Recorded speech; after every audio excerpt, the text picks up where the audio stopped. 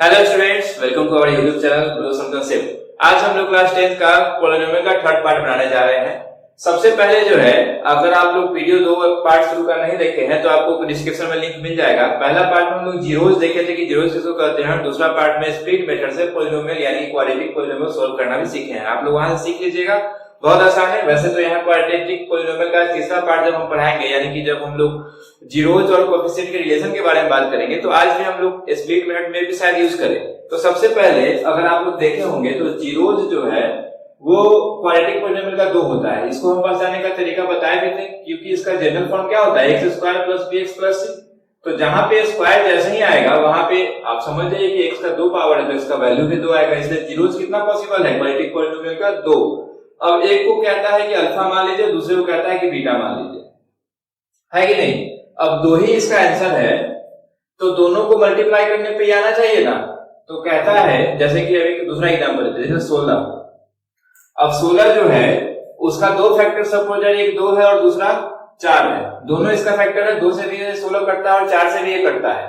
तो एक टर्म आया 2 और दूसरा टर्म आया 4, यानी कि 2 और 4। लेकिन अब ये दोनों मिलकर के कुछ टाइम्स में कटेगा। जैसे ये दोनों मिलकर के पहले तो होता है 8 और ये 16 को कितना बार में कट करता है, 2 टाइम्स में, यानी कि एक और कांस्टेंट भी आता है। यानी कि एक पहला फैक्टर अल्फा, दूसरा फैक्टर बीटा और तीसरा जितना बार में वो कट रहा है ये के का वैल्यू यहाँ बुक में यूज किया है। और पहले भी आप लोग कभी देखे होंगे कि के का कांस्टेंट के तौर पे यूज करते हैं।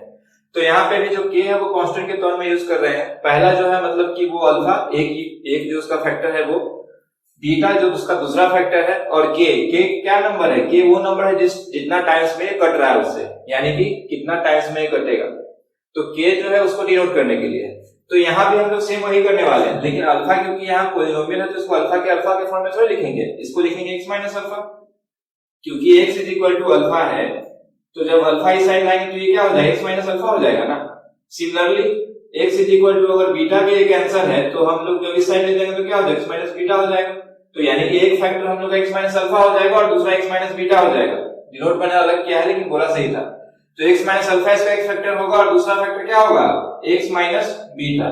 और मान लेते हैं कि ये दोनों मिलकर के टाइम्स में काटेगा, जैसे यहाँ पे के टाइम्स में कट कर रहा था। कौन सा पॉलिनोमियल को, ये जनरल फॉर्म है उसी का हम बात कर लेते हैं, बाकी बाद में देखेंगे, वो तो डायरेक्ट हो जाएगा। लेकिन पहले हम लोग जब फार्मूला निकालते हैं तो जनरल फॉर्म पे ही निकालते हैं ना। तो ये मेरा जनरल फॉर्म है, ठीक। उसका 2 जीरोस है, एक है अल्फा दूसरे है बीटा। तो लिखते कैसे हैं, तो यहाँ पे आपको हम दिखा दिए, x is equal to beta है तो x माइनस बीटा लिखेंगे और x is equal to alpha है तो x माइनस अल्फा लिखेंगे। और ये के वाला लॉजिक तो है, ये भी आपको पहले हम बता दिए कि मान लेते हैं कि ये के टाइम्स में कट कर रहा है। अब ये तीनों जो है मिलाकर के कितना के बराबर आना चाहिए, इसके बराबर आना चाहिए कि नहीं आना चाहिए। जैसे अल्फा बीटा और के ये तीनों मिला के यहाँ पे 16 के बराबर आ रहा था कि नहीं आ रहा था, यानी कि 2 into 4 into 2 अगर कर दिया जाए तो ये 16 के बराबर आ रहा था। 2 कौन सा था, पहला फैक्टर, 4 क्या था, दूसरा फैक्टर, और ये 2 क्या था, जितना टाइम्स में उसे कट रहा था। तो ये तीनों मिलकर के इसके बराबर आ रहा था ना, वैसे ही ये तीनों मिलकर के इसके बराबर तो आना चाहिए, है कि नहीं। तो सबसे पहले इसको मल्टीप्लाई करिए, इसको मल्टीप्लाई करेगा तो क्या आएगा, ये x into x स्क्वायर हो जाएगा, x into बीटा हो जाएगा, यानी कि माइनस है तो माइनस bx मतलब माइनस बीटा x हो जाएगा। यहां से अगर करिएगा तो माइनस अल्फा x हो जाएगा और ये माइनस माइनस प्लस हो जाएगा अल्फा बीटा। अब यहां से अगर आपको कॉमन लेना हो तो यहां से कॉमन क्या ले सकते हैं, यहां से हम कॉमन ले सकते हैं अल्फा प्लस बीटा। अगर एक्चुअली x कॉमन लिए हैं, अल्फा प्लस बीटा बचा है तो x अगर कॉमन लिया तो क्या बचेगा, यहाँ से अल्फा प्लस बीटा और यहाँ से क्या बचेगा, अल्फा बीटा। अब ये जो है हम लोग का उसके बराबर होना चाहिए, लेकिन अभी हम लोग को और उसमें ब्रेक करना है, और ब्रेक करके तो क्या आएगा, ये kx स्क्वायर आएगा और ये क्या आएगा, माइनस के alpha plus beta into x आएगा। के से मल्टीप्लाई करेंगे तो क्या आगे लिख दिए, क्योंकि एक्स मेरा वेरिएबल है तो उसको लास्ट में लिख दिए हैं, और यहाँ एक्स स्क्वायर और यहाँ क्या आएगा, अल्फा बीटा इंटू के, है कि नहीं। अब ये जो है उसके बराबर होना चाहिए। तो अब देखिए उससे मिलाते हैं हम लोग, मिलाएं, बिल्कुल मिलाते हैं। एक्स स्क्वायर तो एक्स स्क्वायर से मिल गया, इसका मतलब a जो है वो किसके बराबर है, k के बराबर। तो यहाँ लिख लेते हैं k किसके बराबर है, a के बराबर है। उसके बाद यहाँ पे b की जगह पे देखिए इतना बड़ा टर्म आया है तो हम लिख देते हैं माइनस के अल्फा प्लस बीटा किसके बराबर है, b के बराबर। और ये अल्फा बीटा जो है वो उस मतलब अल्फा बीटा इंटू के जगह पे यहाँ क्या लिखा हुआ है, c लिखा हुआ है। तो अल्फा बीटा इंटू के कितना के बराबर है, c के बराबर है, ठीक है। अब जो है हम लोग को सिर्फ अल्फा और बीटा के बीच में रिलेशन चाहिए, यानी कि इसके अलावा जितना भी एक्स्ट्रा टर्म है उस सबको हटाना पड़ेगा। अल्फा बीटा और कोफिशिएंट इसी के बीच में हम लोग को रिलेशन चाहिए था। तो यहाँ पे अल्फा बीटा तो सही है, यहाँ पे भी अल्फा बीटा सही है, और कोफिशिएंट मतलब क्या होता है, ए बी और एक कांस्टेंट है सी। तो हम लोग को ए बी सी भी हमको चाहिए, अल्फा बीटा हमको चाहिए, अल्फा बीटा भी हमको चाहिए, लेकिन जो एक्स्ट्रा है वो क्या है, यहाँ पे के है। तो इसको रिप्लेस कर देंगे। कैसे करेंगे, इसको इक्वेशन 1 मान लेते हैं, इसको 2 मान लेते हैं, इसको 3 मान लेते हैं, है कि नहीं। तो अब अगर आप देखें तो इक्वेशन 1 में k इक्वल टू a है, यहाँ देख लीजिए सही से, k के जगह पे क्या आया था, a आया था। तो उसको हम लोग इसमें डालते हैं इक्वेशन 2 में, क्योंकि यहाँ भी k है। तो यानी कि इन इक्वेशन 2 अगर आप देखिए तो इक्वेशन 2 पहले हम लिख के दिखाते हैं बराबर क्या है, माइनस के alpha plus beta is equal to क्या है, b है। अब ऊपर वाले यानी कि फर्स्ट इक्वेशन से k कितना के बराबर दिया हुआ है, a के बराबर। तो हम यहाँ पे a डाल देते हैं, alpha plus beta is equal to b। तो यहाँ से अल्फा प्लस बीटा क्या आएगा, माइनस उधर चला जाएगा और ये नीचे आ जाएगा, है ना, क्योंकि ये यहाँ पे मल्टीप्लाई में है। तो देखिए कितना बढ़िया फॉर्मूला आ गया, alpha plus beta is equal to minus B by A, यानी कि सम ऑफ रूट अगर निकालना हो तो माइनस बी बाई ए। शायद आप लोग को अभी तक याद हो भी जाएगा, या नहीं याद है तो अभी 2-4 बार क्वेश्चन आएगा तो उसमें तो बिल्कुल याद हो जाएगा। अब इसी को हम लोग तीसरे में डालते हैं, यानी कि थर्ड इक्वेशन में डालेंगे, यानी कि इन इक्वेशन थर्ड में अगर देखा जाए तो थर्ड इक्वेशन क्या है, के alpha beta is equal to क्या है, सी है। अब के के जगह पे आप डालिएगा a, तो a into alpha beta is equal to क्या आएगा, c। हमको तो सिर्फ अल्फा बीटा से मतलब है, तो c बाई a यही आएगा। तो इसका मतलब कहता है कि सम ऑफ जीरोज जो होता है वो माइनस b बाई a के बराबर होता है, और जो प्रोडक्ट ऑफ जीरोज होता है वो c बाई a के बराबर होता है। यानी कि आप डायरेक्ट याद कर लीजिए कि जब हम लोग सम ऑफ जीरोज निकालेंगे, जो भी जीरो निकाल लेंगे ना, अच्छा ये ऐसा नहीं समझ में आएगा, हम लोग क्वेश्चन देखते हैं तो और डिटेल में समझ में आएगा। अभी फिलहाल बस इतना ध्यान में आपको रखना है मोटा मोटी कि alpha plus beta is equal to minus B by A और alpha beta is equal to C by A. जहां पे अल्फा बीटा क्या था, तो इसका आंसर था, यानी कि कोई भी क्वाड्रेटिक पॉलिनोमियल दे रहेगा तो दो उसका जीरोज रहेगा ना, उसमें से एक अल्फा था एक बीटा था, दोनों को जोड़ते हैं तो ये बी बाई ए के बराबर आता है, माइनस बी बाई ए, और अल्फा बीटा को जब प्रोडक्ट करते हैं तो सी बाई ए के बराबर आता है। ये क्वेश्चन में ज्यादा क्लियर होगा। तो चलिए हम लोग इसको मिटा करके क्वेश्चन देखते हैं। थोड़ा देर पहले हम लोग ने एक फार्मूला देखा, alpha plus beta is equal to minus B by A और alpha beta is equal to C by A. अब उस फार्मूला में हम लोग क्वेश्चन देखेंगे। एक्चुअली क्वेश्चन क्या देखना है, ये तो हम लोग ऑलरेडी पिछले वीडियो में, जिसका लिंक आपको यहाँ पे मिल जाएगा, उसमें देख चुके हैं इसको बनाते कैसे हैं। फिर भी एक बार और जो नए आए हैं वो एक बार देख लीजिए।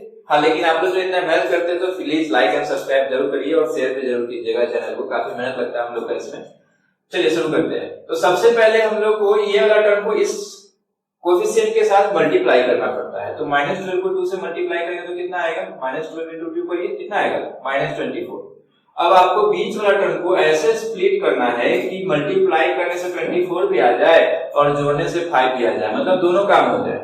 तो 5 को स्प्लिट कैसे कर सकते हैं, वैसे तो हमको डायरेक्ट आंसर पता है, लेकिन एज ए स्टूडेंट अगर हम सोचे तो कोई बच्चा सोचेगा 3 और 2, 5 को हम 3 और 2 में बांट सकते हैं, 3 प्लस 2 यानी कि 3 प्लस 2। तो लेकिन ये मल्टीप्लाई करने से 24 तो नहीं आएगा। कोई बच्चा ऐसे भी सोच सकता है कि सर 6 माइनस 1 भी तो कर सकते हैं, बिल्कुल कर सकते हैं। 6 माइनस 1 करेंगे 5 तो आएगा, लेकिन 6 इंटू -1 तो -6 ही रह जाएगा, हमको चाहिए 24। तो फाइनली अब हम ऐसा बता ही देते हैं कि अगर 8 - 3 में तोड़ा जाए, यानी कि 5 को 8 - 3 में तोड़ा जाए तो 8 इंटू -3 कितना आ जाएगा, -24 भी आ जाएगा, और 8 में से 3 घटाएंगे तो 5 भी आ जाएगा। तो हम लोग का दोनों काम हो जाएगा, है कि नहीं। तो अब दोनों काम हम लोग को जब करना है तो कैसे तोड़े थे हम, 8x - 3x ऐसे ही तोड़े थे ना, और ये तो पहले से है -12। अब देखिए 8x इंटू -3x कितना हो जाएगा, 5x भी हो गया, और 8 इंटू -3 मेरा -24 भी आ गया। अब नेक्स्ट स्टेप में क्या करते थे, कॉमन लेते थे। तो कॉमन लिए हैं, यहां से 2x कॉमन लिए, तो यहां से 2x स्क्वायर में से 2x ऑलरेडी कॉमन ले लिए, तो बचा क्या, x, और 8x में से 2x कॉमन लिए तो क्या बचा, 4। अब यहां 3 कॉमन लेंगे तो क्या बचेगा, x, और ये माइनस माइनस क्या हो जाएगा, +4। आप पिछला वीडियो जरूर देख लीजिएगा, उसमें एकदम डिटेल में बताया गया है कि हम लोग ऐसा क्यों कॉमन लेते हैं। ये हम लोग का इंटेंशन ही रहता है कि हम लोग का ये और ये टर्म सेम आए। क्यों हम सेम करना चाहते हैं, क्योंकि अगर एक बार दोनों सेम हो गया तो एक बार और इसको कॉमन ले सकते हैं। अब x +4 ही कॉमन ले लेंगे तो यहां से बचेगा 2x, और यहां से क्या आएगा, -3। तो देखिए कितना आसान हो गया। अब हम लोग का दो टर्म में स्प्लिट हो गया, और जहां तक आपको याद होगा कि क्वाड्रेटिक पॉलिनोमियल का दो ही आंसर होता है कि नहीं। तो हम लोग का दो तो दिख रहा है, अब दोनों को अलग जीरो के साथ सॉल्व करेंगे। तो x + 4 = 0 सॉल्व करेंगे तो कितना आएगा, x = -4, और 2x - 3 को अगर 0 के साथ सॉल्व करेंगे तो x कितना आएगा, 3/2। अब किसी के मन में ये ख्याल आ रहा होगा कि सर 0 के साथ ही क्यों सॉल्व कर रहे हैं, तो 0 के साथ इसलिए सॉल्व कर रहे हैं क्योंकि हम लोग का ये आंसर डालने से 0 ही आने वाला है ना फाइनली। तो हम पहले ही मान लेते हैं कि 0 हो जा रहा है दोनों को वैल्यू डालने से। तो दोनों का वैल्यू डालने से 0 जब हो जा रहा है तो इसका 0 के साथ ही सॉल्व कर लिए। तो x कितना आ गया, -4, यहाँ से x कितना आ गया, 3/2। अब सारे पहले थ्योरी दिए थे कि अब दो जो आंसर आएगा उसमें से एक को आपको जिसको मर्जी हो उसको अल्फा मान लीजिए, और जिसको मर्जी हो उसको बीटा मान लीजिए। तो हम इसको अल्फा मान लिए, इसको बीटा मान लिए, है कि नहीं। अब हमको ये प्रूफ करना है कि ये सही था या नहीं था फॉर्मूला। तो अल्फा हम और बीटा मतलब कि दोनों को जोड़ेंगे तो -b/a के बराबर आना चाहिए ना। दोनों को जोड़ के देखते हैं, -4 + 3/2 जोड़ेंगे तो सबसे पहले एलसीएम 2 लेंगे, और ये -8 हो जाएगा और ये +3 हो जाएगा तो कितना आएगा, -5/2। यानी कि जब अल्फा प्लस बीटा किए तो कितना के बराबर आता था, -b/a। यहाँ पे कितना के बराबर आया है, -5/2। तो माइनस से माइनस कैंसिल हो जाएगा, है कि नहीं। अब देखिए b की जगह पे 5 है, आपको अगर जनरल फॉर्म याद नहीं है तो एक बार वो भी लिख देते हैं, x² + bx + c। अब देखिए b की जगह 5 है कि नहीं है, बिल्कुल है, यानी कि ये मेरा सही है ना। a की जगह 2 है या नहीं है, a की जगह 2 भी है। अब c भी चेक कर ले। c को कैसे चेक करते हैं, c को चेक करने के लिए अल्फा इंटू बीटा करते हैं। तो जब अल्फा इंटू बीटा किए तो कितना आएगा, यहाँ से अल्फा क्या था, -4, और बीटा क्या था, 3/2। तो ये कितना आ जाएगा, माइनस, अच्छा एक काम करना है, काटना नहीं है, काटने से गड़बड़ हो जाएगा। फिर से करते हैं, -4 × 3/2, काटना नहीं है, दिख रहा है कटना है, कटने वाला है, लेकिन लालच नहीं आना है मन में, काटना नहीं है क्योंकि हमको a भी तो निकालना है ना। अगर काट देंगे तो a वाला टर्म तो गायब हो जाएगा, काटना नहीं है। तो ये कितना आ जाएगा, -12/2। अब अल्फा बीटा वैसे कितना के बराबर होता था फॉर्मूला से, c/a, और आया कितना है यहाँ से, 12/2। अब c की जगह पे देखिए -12 है या नहीं है, यहाँ देखिए -12 है ना, सही है। a की जगह पे 2 है या नहीं है, a की जगह पे 2 फिर से आया, a की जगह पे 2 है। यानी कि हम लोग का ये फॉर्मूला जो 2 था, अब इसको आप लकीर मान के याद कर लीजिए कि अल्फा प्लस बीटा जो होता है वो -b/a होता है, और अल्फा बीटा जो होता है वो c/a होता है कि नहीं। अब हम लोग एक और क्वेश्चन देखते हैं। अब हम लोग जो है 2 क्वेश्चन पे और प्रैक्टिस कर लेते हैं, ज्यादा सही रहेगा। अब इसका आंसर तो आप लोग निकालना सीख ही गए होंगे। सबसे पहले तो x² - 2 को x² - √2 का स्क्वायर लिख सकते हैं। अब ऐसा क्यों लिखे हैं, क्योंकि हमको एक बचपन में फॉर्मूला पढ़े थे कि a² - b² क्या होता है, a + b × a - b। तो जब ऑलरेडी ये उस फॉर्म में लिखने के बाद हम लोग को 2 आंसर आ जाएगा तो हम लोग ज्यादा मेहनत क्यों करेंगे, उतना मेहनत क्यों करने जाए, जो स्प्लिट करो, ये करो, वो करो। अब देखिए a² - b² के फॉर्म में आ गया। अब इसको डायरेक्ट लिख देते हैं x + √2, और एक को लिख देते हैं x - √2। अब हम लोग को ऑलरेडी 2 आंसर आ गया, तो इतना मेहनत से बच गए। x + √2 को फिर 0 के साथ सॉल्व कीजिए तो x कितना आ जाएगा, यहाँ से आएगा -√2, और जब x - √2 को 0 के साथ सॉल्व करेगा तो यहाँ से आएगा x = √2। हम लोग का x² जब 2 दिया हुआ था तो हम लोग का 2 आंसर आया, एक आया x = -√2 और एक आया x = √2।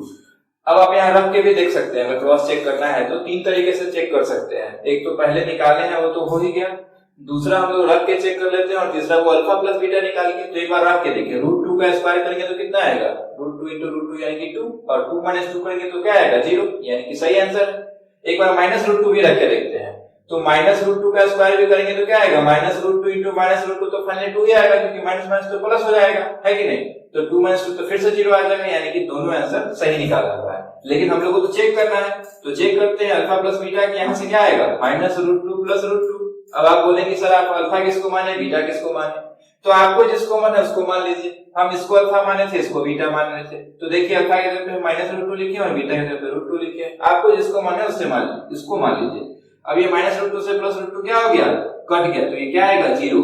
अब नीचे अपना 1 से डिनोमिनेटर तो 1 डाल ही सकते हैं ना, ये तो आपको पहले से पता है कि अगर कुछ ना हो तो डिनोमिनेटर हम लोग 1 डाल सकते हैं। अब ये 1 डिनोमिनेटर डाले क्यों है वैसे, क्योंकि अल्फा प्लस बीटा क्या होता है, -b/a होता है। हम लोग को यहाँ डिनोमिनेटर तो आया ही नहीं था, तो हम लोग को लेकिन डिनोमिनेटर तो चाहिए था ना, इसलिए अपना 1 से 1 डाला है। अब देखिए b की जगह पे 0 है और a की जगह पे 1 है, तो यहाँ अगर आप गौर से देखिएगा तो जनरल फॉर्म क्या होता है, x² + bx + c होता है कि नहीं। अब आप देखिएगा तो यहाँ पे b वाला टर्म ही नहीं है, यानी कि x वाला कोई टर्म ही नहीं है। इसका मतलब वाकई में b जीरो है। यहाँ x वाला कोई टर्म दिख रहा है नहीं ना, इसका मतलब b क्या रहा होगा, जीरो, क्योंकि ये टर्म ही नहीं है। तो यहाँ से भी तो आ गया ना, b कितना है, जीरो, एकदम सही है।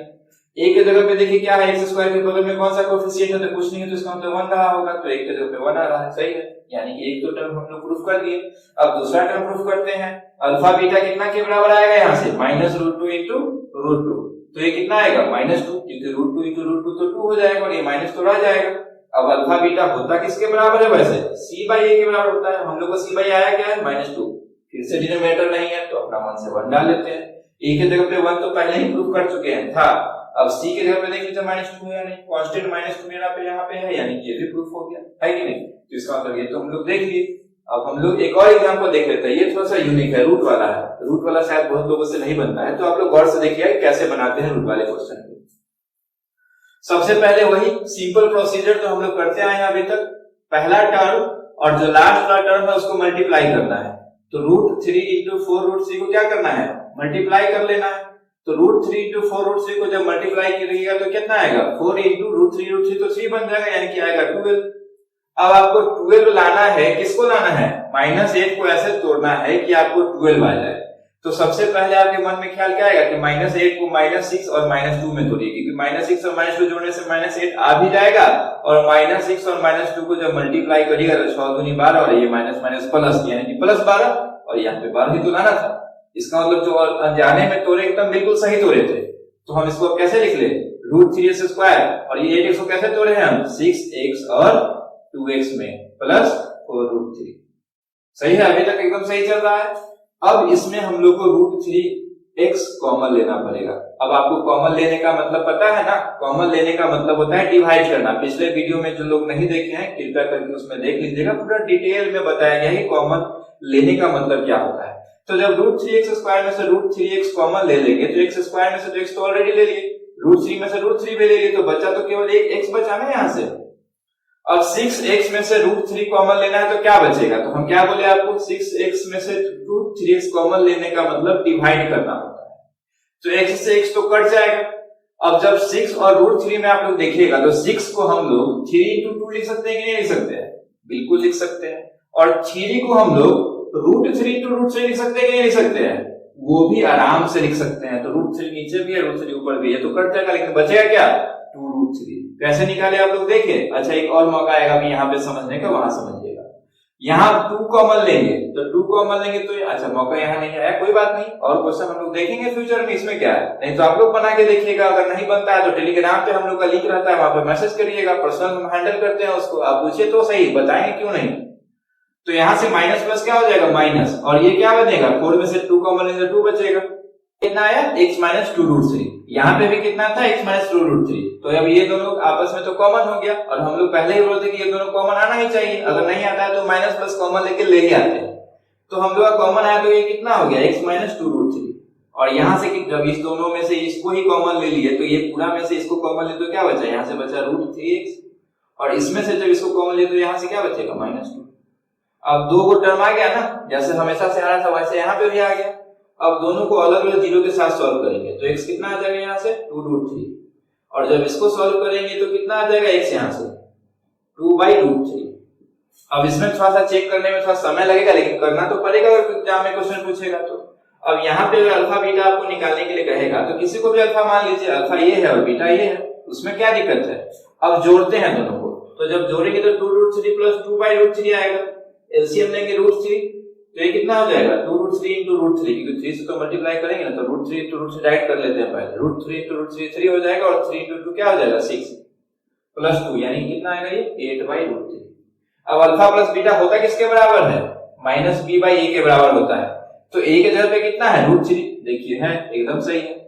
b के जगह पे यहाँ माइनस भी तो होना चाहिए, तो b अगर निकालेंगे तो ये माइनस उधर चला जाएगा, यानी कि b के जगह पे क्या होना चाहिए, -8 होना चाहिए। तो बिल्कुल है, ये भी सही। अब अल्फा बीटा निकालिए, अल्फा बीटा निकालिएगा तो क्या हो जाएगा, 2√3 into 2/√3। तो ये कितना आ जाएगा, पहली वजह काटना नहीं है, काटना नहीं है, बात शुरू में बताए थे ना, काटने का मन तो करेगा लेकिन काटना नहीं है। तो ये कितना हो जाएगा, 4√3, और ये नीचे कितना बचेगा, √3। अब ये होता किसके बराबर है, c/a के बराबर होता है। तो a के जगह पे √3 तो ऑलरेडी देख चुके हैं, a के जगह पे √3 तो है ही, अब c के जगह पे बस चेक कर लीजिए, c के जगह पे 4√3 है क्या? बिल्कुल है, यानी कि ये भी सही है। तो ये आप लोग को अब क्वेश्चन पूछेगा कि आप स्प्लिट करके आंसर निकालिए और दो आंसर का नाम दे दीजिए अल्फा बीटा, और दोनों को अल्फा प्लस बीटा करके माइनस b बाई a के बराबर प्रूफ करिए, और अल्फा इंटू बीटा को c बाई a के बराबर प्रूफ करिए। तो ये वेरीफाई करना कोई बहुत मुश्किल का काम नहीं है, उम्मीद करते हैं आप लोग से हो जाएगा। अगर इसके बाद भी नहीं होता है तो आप क्या करिएगा, टेलीग्राम पे मैसेज करिएगा, लिंक तो आपको हम दे देंगे इसके डिस्क्रिप्शन में। अब हम लोग कुछ और टाइप का क्वेश्चन देखते हैं जल्दी से, वीडियो को ना लंबा करते हुए। अब इस एक नया टाइप का क्वेश्चन पूछता है जिसमें अब जैसे कि आपको उस समय से क्या कह रहा था, क्वेश्चन दे दिया था, अल्फा बीटा निकालने के लिए कहता था, उसको वेरीफाई करने के लिए कहता था। अब जो है अल्फा बीटा का सम दे चुका है, यानी कि अब कह रहा है कि अल्फा बीटा का सम, यानी कि find a quadratic polynomial the sum and the product of which zeros, यानी कि सम ऑफ जीरोज दिया हुआ है, कितना के बराबर दिया हुआ है, -5, और प्रोडक्ट ऑफ जीरोज भी दिया हुआ है, यानी कि प्रोडक्ट ऑफ जीरोज कितना के बराबर दिया हुआ है, 6 के बराबर दिया हुआ है। तो क्या रहा है, अब क्वाड्रेटिक पॉलिनोमियल भी निकालिए और उसका जीरोज भी निकालिए, यानी कि ये तो जीरोज का सम है ना, अल्फा बीटा तो नहीं निकला है, अब अल्फा बीटा भी निकालिए और आप क्वाड्रेटिक पॉलिनोमियल भी निकालिए। तो सबसे पहले क्वाड्रेटिक पॉलिनोमियल निकालने के लिए शुरू में जब प्रूफ बता रहे थे तो ऐसा वाला एक टर्म आया था, याद है? ये तो बहुत आसान है, ये तो बस निकल गया, बात खत्म। इसी से तो अल्फा बीटा और अल्फा बीटा निकाले थे ना।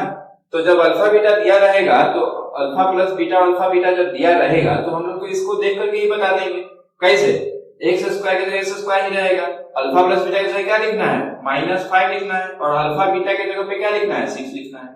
और ये फाइनल जब सॉल्व करेंगे तो कितना आ जाएगा, x square plus 5x plus 6 आ गया, बात खत्म। इससे आसान क्वेश्चन तो हो ही नहीं सकता है। जब अल्फा प्लस बीटा दिया हो और अल्फा बीटा दिया हुआ हो तो ये फार्मूला, अगर हम लोग पीछे आप लोग नोटिस नहीं किए होंगे तो इसको यहाँ पे डार्क कर लीजिए, एक फार्मूला है। कहने का मतलब कि अगर अल्फा प्लस बीटा और अल्फा बीटा का वैल्यू दिया हुआ हो ना तो डायरेक्ट ये वाला फार्मूला लगाइएगा ना तो डायरेक्ट आपको पॉलिनोमियल आ जाएगा। तो लगाने से क्या हुआ, अल्फा प्लस बीटा की जगह -5 और अल्फा बीटा की जगह 6, बात खत्म। अब हम लोग को जीरोज भी निकालना है, तो जीरोज निकालने के लिए इसको अलग लिखिए, x square plus 5x plus 6 है कि नहीं। अब जीरोज निकालना है तो अब 6 को यहाँ पे से मल्टीप्लाई करना होगा, तो या तो कोएफिशिएंट 1 है तो 6 को 1 से मल्टीप्लाई करेंगे तो 6 ही आएगा, तो फर्क तो पड़ेगा नहीं। तो उसके बाद देखिए, उसके बाद क्या हो जाएगा आपका, हाँ उसके बाद आपका 6 को ब्रेक करना है, 5 को कुछ इस तरीके से ब्रेक करना है कि 6 आ जाए, तो यानी कि 2x प्लस 3x। अब तक तो आप लोग सीख ही गए होंगे। अब x कॉमन लीजिएगा तो यहाँ से क्या आ जाएगा, x प्लस 2, और यहाँ से 3 कॉमन लीजिएगा तो भी आएगा x प्लस 2। इंटेंशनली ये दोनों फिर से सेम आ गए। अब x प्लस 2 ही कॉमन ले लीजिए तो आएगा यहाँ से x और यहाँ से बचेगा 3। अब दोनों को अलग अलग जीरो के साथ सॉल्व करिए तो x इक्वल टू आ जाएगा -2, और x प्लस 3 को जब जीरो के साथ सॉल्व करिएगा तो x इक्वल टू आएगा -3। आ गया आंसर। एक और क्वेश्चन हम लोग देख लेते हैं, उसके बाद ये टॉपिक पूरा 100% क्लियर हो जाएगा। तो लास्ट क्वेश्चन हम लोग एक लास्ट देख लेते हैं, एक नेक्स्ट वैरायटी का। 5 वैरायटी का क्वेश्चन तो हालांकि हम लोग नहीं देख पाए। शुरू का 3 क्वेश्चन तो एक जैसा था जिसमें अल्फा बीटा निकालना था और उसको वेरीफाई करना था। इसके पहले जो था उसमें अल्फा बीटा का सम दिया हुआ था, उसके बाद हम लोग पॉलिनोमियल निकालने के लिए कहा था, निकाल भी लिए।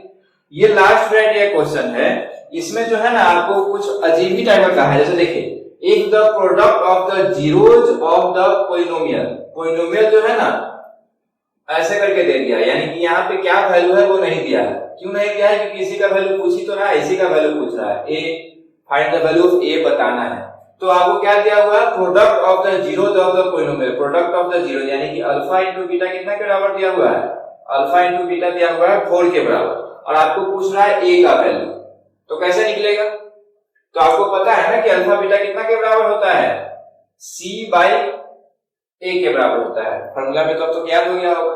अल्फा बीटा कितना के बराबर दिया हुआ है, 4 के बराबर दिया हुआ है, और c कितना के बराबर दिया हुआ है, -6 के बराबर दिया हुआ है, और a की जगह पे a ही है। तो अब तो बहुत आसान है, a कितना हो जाएगा, a ऊपर जाएगा और -6, और ये 4 नीचे आएगा, तो ये कितना हो जाएगा 3/2, यानी कि कितना आंसर आएगा -3/2। दैट्स ऑल, हो गया, बहुत सिंपल। तो अब हम लोग जो है पॉलिनोमियल बनाने के लिए सक्षम है। हम लोग पॉलिनोमियल कोई भी क्वेश्चन बना सकते हैं, खास करके क्वाड्रेटिक पॉलिनोमियल का। इसके बाद 2 वैरायटी और है, क्यूबिक पॉलिनोमियल और बाइक्वाड्रेटिक पॉलिनोमियल, और एक डिवाइड भी हम लोग को सीखना है कि डिवाइड कैसे करते हैं पॉलिनोमियल को। तो हम लोग देखेंगे अगले वीडियो में। ठीक है, तब तक के लिए बाय बाय।